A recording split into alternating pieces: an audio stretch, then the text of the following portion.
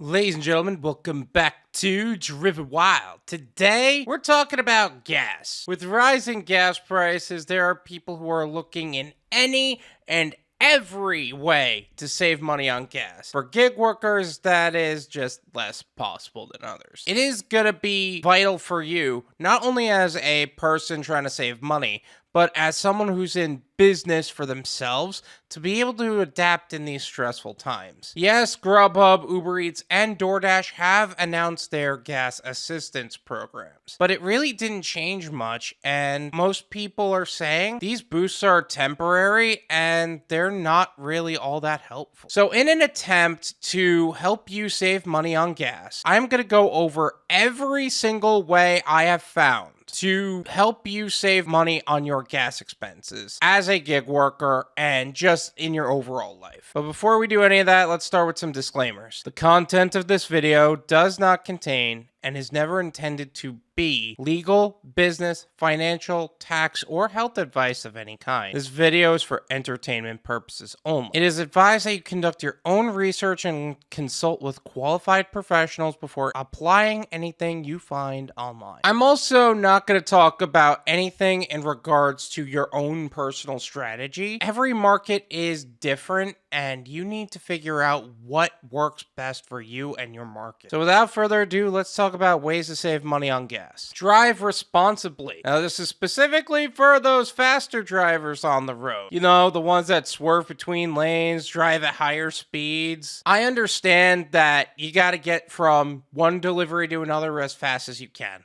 However, driving at those type of speeds are costing you about 38% of your fuel expenses. Time to think less with your impatience and think more with your financial responsibility. Use cruise control on highways. Long distance orders can very well be high pay, and for good reason, because they're longer distance. DoorDash not so much, Uber is, and GrubHub is, especially since GrubHub's gas assistance is based on miles. If you're willing to drive the miles, but have been second guessing with gas prices the way they are, you can always use cruise control. Cruise control can save you about 7 to 14% on gas. It also allows your car to remain at continuous speed, which is the most efficient thing for your car's engine and transmission. Check your tire pressure. Uninflated tires are important and over neglected in the process of keeping your car's engine from working too hard and using more of your gas. The more work for your engine, the more gas is necessary. There's also this myth out there that if you overinflate your tires, then you'll save even more on gas, right? Wrong. It's fake news. It literally does nothing. Stick to the recommended tire pressure. If you don't know what that is, you can find it in your vehicle's owner's manual, or you can Google the vehicle's car model, make, and year, and you'll be able to find it that. Keep your vehicle well maintained. Yes, this does mean your tires, but it also means oil levels, air filters, the gas cap itself, and if it's time for a tune-up. All the things you can't control and you need to take to a mechanic. This is something you should just be doing as a gig worker anyway, but I think we all need a reminder of this every now and then. Now, I do want to be clear, you gotta make sure you're taking it to a mechanic you can trust. Otherwise, you will go in for an oil change, and then suddenly, oh man, your alternator is shot. You're gonna need to get a new one. Even though there was nothing wrong with the alternator to begin with. Clean the crap out of your car. Yeah, some people have a tendency to leave large amounts of stuff in the trunk of their car or everywhere throughout it. Whether it's the floor of the passenger seat with drinks and stuff, or simply put, you just have all the pizza bags and catering bags and everything in the backseat of your car. Some of it makes sense, like I said, but some of it,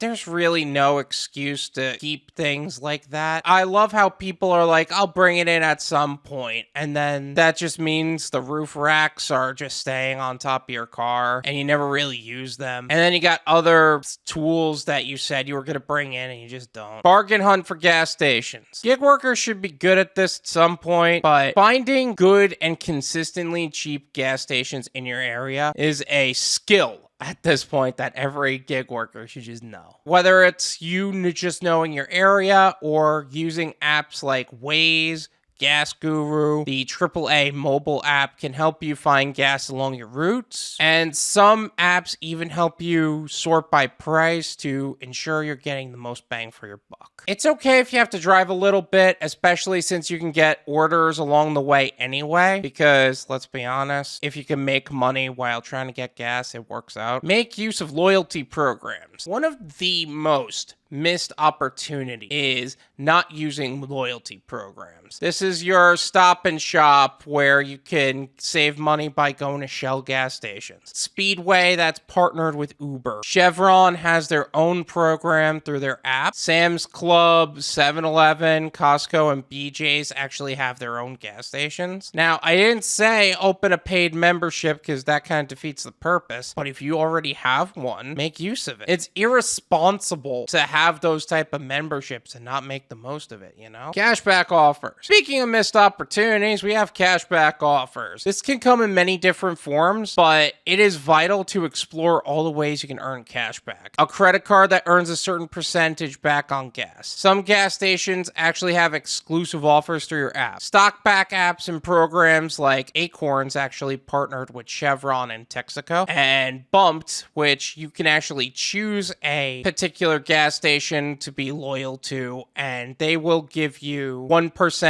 stock back, and you can actually choose an ETF. Now, I don't necessarily recommend things like Dasher Direct, even though right now they are offering 10% back, because of the large amount of opportunity cost that's attached to it. And I think a lot of people think of it more like a prepaid card. If you don't have a certain amount on the card, you can't even use it, which is stupid. And they have the audacity of calling it a business account. Receipt scanning. I am sure you've heard this 1,000 times, but receipt scanning can be one of the best ways to soften the blow for paying for gas. If you're taking pics of your receipts anyway for tax purposes, why not make a few bucks? Get Upside, I'm sure you heard of 1,000 times. There's also True Now, Fetch Rewards. There's more. It's just not the video for it, because some are legit and some are just nonsense. And I want to be able to dissect as many of them as possible before presenting them, so that way I could give you a proper review on whether or not you should use them. Turn the engine off. One of the worst habits that dashers and drivers have a tendency to do is leaving their car on and then going inside the store. This is especially a problem if you're forced into a wait time. Like now it's a 20-minute wait and your car's waiting outside. I understand if you're making a makeshift parking spot, but that habit is irresponsible now. So let's put in a real spot and head inside. Schedule your fill-ups early in the week. So this is possible for people who only need like 2 or 3 fill-ups a week and are probably doing this part-time. But gas prices tend to be cheaper on an average Monday in comparison to the remainder of the week. So if you can time it to where you're basically on empty by the time it's Monday, go for it. Know when to use your AC. Air conditioning is one of the biggest gas guzzling culprits, and it's something that people need to slow down on. Take it from the guy in South Florida where it's always hot or rainy, not to mention hurricane season. If you're driving less than 40 miles an hour and you're in a safer neighborhood, just roll down your windows instead. Now, if you're driving more than 40 miles an hour, then keep them up. Switch or ditch your car. Look, sometimes you just do everything you can to reduce the cost of your driving, but you're still looking at $90 gas prices after a fill up, and it is heart-wrenching. And you know you can't keep this up, especially for those who have to use premium gas. Oh my goodness. So maybe it's time to go for a hybrid or EV. They come in all different shapes and sizes these days. Now, maybe you can't actually do that because you don't have the money or the credit score to switch and get a new car.